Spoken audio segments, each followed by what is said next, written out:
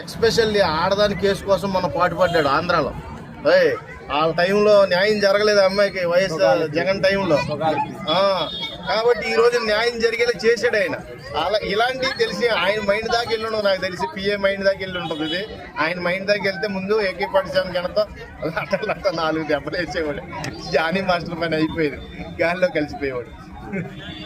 ఇంకా సస్పెండ్ చేయకపోతే ఏం చేస్తారు బ్రో? ఆయనకి అసలు ఇలాంటి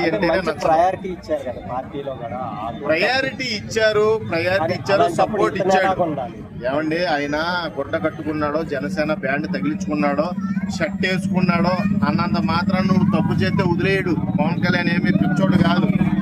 ఎన్నో వదిలేసుకొని ఎన్నో సాక్రిఫైజులు చేసి ఈ రోజున జన సైనికులు తయారు చేసుకున్నాడు అక్కడ ఆంధ్రాలో. అర్థమవుతుందా? మీలాంటి వాళ్ళు వచ్చి దాని పేరుని చెడగొడదామంటే అలాంటి వాళ్ళని ఎవరిని దగ్గర రానివ్వడం. దగ్గరికి వచ్చే ప్రయత్నాలు చేసినా కానీ